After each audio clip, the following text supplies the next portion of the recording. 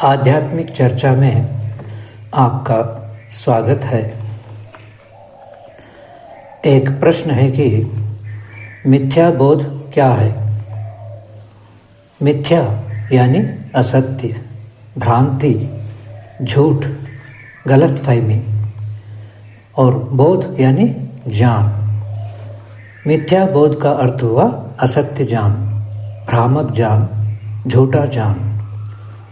ज्ञान दो प्रकार का होता है, एक यथार्थ ज्ञान, सत्य ज्ञान, वास्तविक ज्ञान, और दूसरा मिथ्या ज्ञान, असत्य ज्ञान, भ्रामक ज्ञान। पहला यथार्थ ज्ञान, बाहर जो चीज़ है उसी चीज़ का हमें बोध हो जाए तो वह यथार्थ ज्ञान कहलाएगा। जैसा बाहर सांप है और हमें भी सांप का ही बोध हुआ है, यानी बाहर जो चीज़ है उसी का हमें भी बोध हुआ है, यह यथार्थ ज्ञान है, वास्तविक ज्ञान है।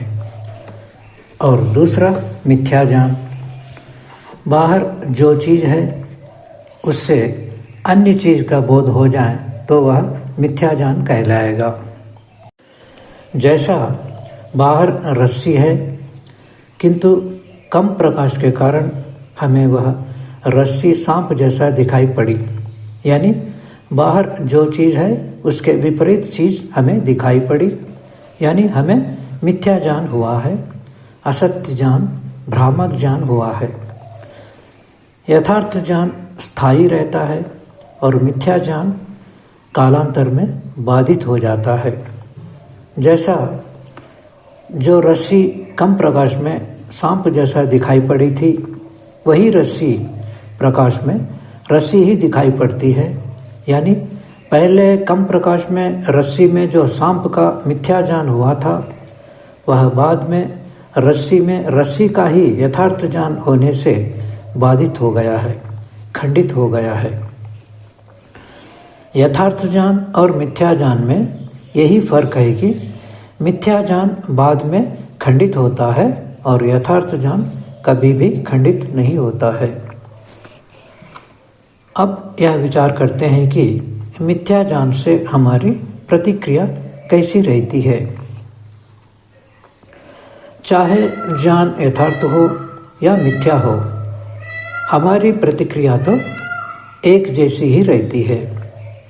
जैसा वास्तविक सांप को अपने पास में देखकर हम जैसा भयभीत होते हैं, झट से दूर हट जाते हैं, वैसा ही मिथ्या सांप यानी रस्सी में सांप को देखकर भी बिल्कुल वैसा ही भयभीत होते हैं और झट से दूर भी हट जाते हैं। दोनों प्रकार के ज्ञान के समय हमारी प्रतिक्रिया एक जैसी ही रहती है, क्योंकि दोनों समय में मन की वृत्ति एक जैसी ही बनती है। वास्तविक सांप को देखने पर भी मन की वृत्ति सांप के आकार में बन जाती है और कम प्रकाश में रस्सी को देखने पर भी रस्सी को मन स्पष्ट रूप से ग्रहण नहीं कर पाने के कारण सांप के संस्कार से जुड़ जाता है और सांप के ही आकार में मन की वृत्ति बन जाती है।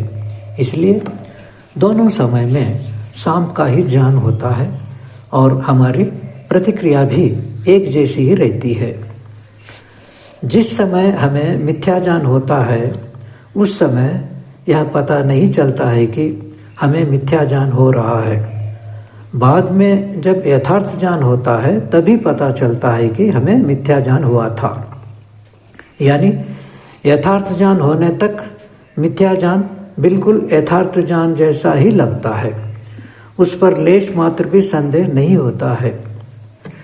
जैसा स्वप्नावस्था में हम जिन घटनाओं को देखते हैं वे सब कुछ उस समय यथार्थ जैसा ही लगते हैं, जागने के बाद ही पता चलता है कि वे सब कुछ मिथ्या थे। जैसा इस समय हमें यह जो अनुभव हो रहा है कि मैं अमुक अमुक काम कर रहा हूँ, मैं सुखी हूँ या दुखी हूँ, यह सब कुछ है तो मिथ्या ज्ञान ही, किंतु हमें तो इस समय यथार्थ जैसा ही लगता है। जब समाधि अवस्था में पहुंचेंगे तभी पता चलेगा कि यह सब कुछ मिथ्या है। मैं तो ना करता हूँ न ही भोगता हूँ, मैं तो शुद्ध चैतन्य स्वरूप हूँ, कर्ता भोक्ता सब कुछ मन ही है, ऐसा तब बोध होगा। अब मन का प्रसंग चल रहा है तो मुझे एक भजन संबंधी 2 बातें स्मरण आ रही हैं।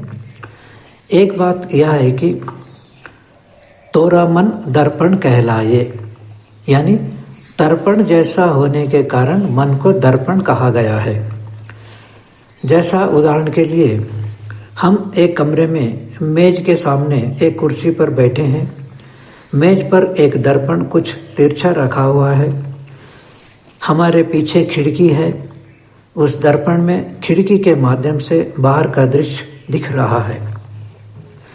इसी प्रकार जागृत अवस्था में आँख, कान आदि 5 खिड़कियों के माध्यम से हमारा मन बाहर के रूप, शब्द आदि 5 विषयों को ग्रहण करके हमें उनका बोध कराता रहता है।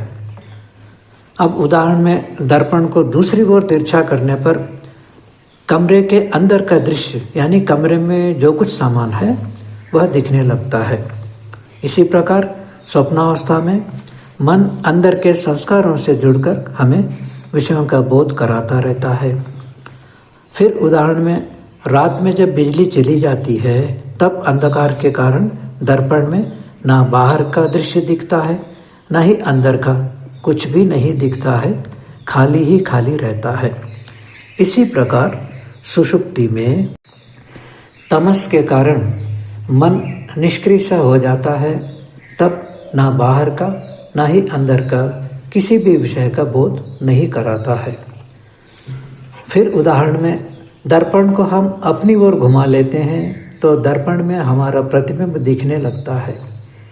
इसी प्रकार समाधि स्थिति में मन आत्मा के वास्तविक स्वरूप का बोध कराता है। इस प्रकार दर्पण और मन में समानता होने के कारण मन को दर्पण कहा जाता है। अब भजन की दूसरी बात है कि मन उजियारा जब जब फैले जग उजियारा होय, यानी मन का प्रकाश जब जब फैलता है तब तब जगत भी आलोकित होता है, प्रकाशमान होता है। यानी मन जब जब प्रसन्न रहता है तब बाहर भी चारों ओर सब कुछ अच्छा ही अच्छा दिखने लगता है। सत्य बात है, 100% सत्य बात है। इसलिए मन को हमेशा प्रसन्न रखना चाहिए। मन प्रसन्न रहता है संतोष से, मन प्रसन्न रहता है शुभ कर्मों से, मन प्रसन्न रहता है योगाभ्यास से। अब आलाप चक्र की बात करते हैं। कभी कभी शास्त्रकार जो बात कहते हैं उसके विरुद्ध हम अनुभव में देखते हैं। जैसा शास्त्रकार कहते हैं कि मन एक समय एक ही इंद्रिय के साथ संबद्ध होता है, इसलिए एक समय में एक ही विषय का हमें बोध होता है। किंतु हमें ऐसा अनुभव होता है कि एक ही समय में हमें अनेक विषयों का बोध होता है।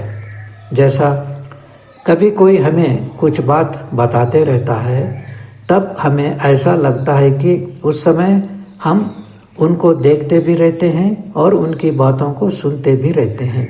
यानी एक ही समय में मन आँख के साथ भी संबद्ध है और कान के साथ भी, इसलिए एक ही समय में उनके चेहरे को भी देख रहे हैं और उनकी बातों को भी सुन रहे हैं।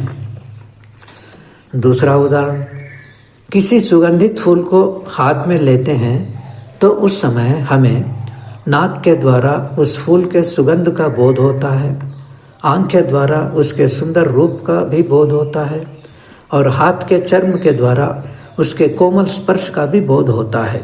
यानी एक ही समय में मन 3 इंद्रियों से संबद्ध होकर 3 विषयों का हमें बोध करा रहा है, ऐसा हमें अनुभव होता है। किंतु शास्त्रकार इस प्रकार के अनुभव को आलाप चक्र की तरह केवल भ्रम कहते हैं।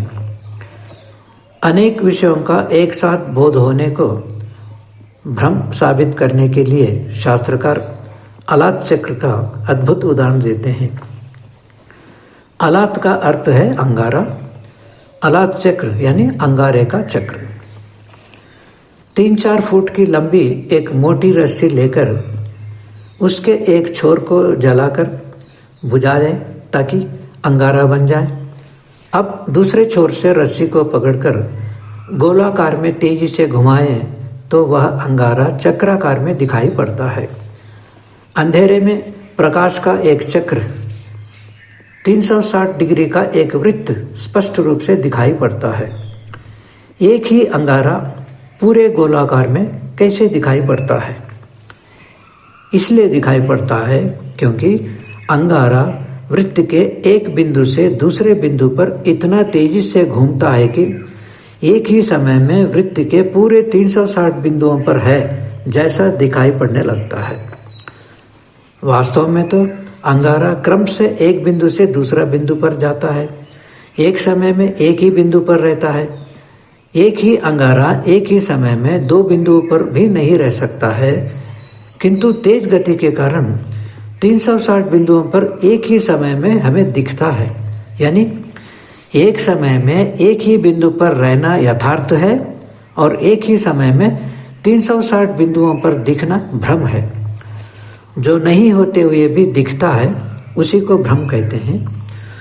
ठीक इसी प्रकार मन भी एक इंद्रिय से दूसरे इंद्रिय पर इतना तेजी से जाता है कि हमें ऐसा अनुभव होने लगता है कि एक ही समय में हमें अनेक इंद्रियों के विषय बोध हो रहे हैं।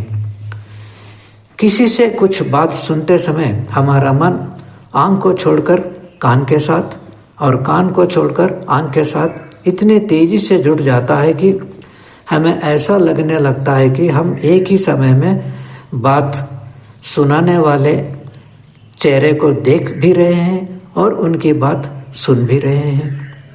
किंतु वास्तव में तो जिस क्षण में देख रहे होते हैं उस क्षण में नहीं सुन रहे होते हैं और जिस क्षण में सुन रहे होते हैं उस क्षण में नहीं देख रहे होते हैं। ठीक है, अब चर्चा को यही विराम देते हैं, फिर मिलेंगे अगली चर्चा में।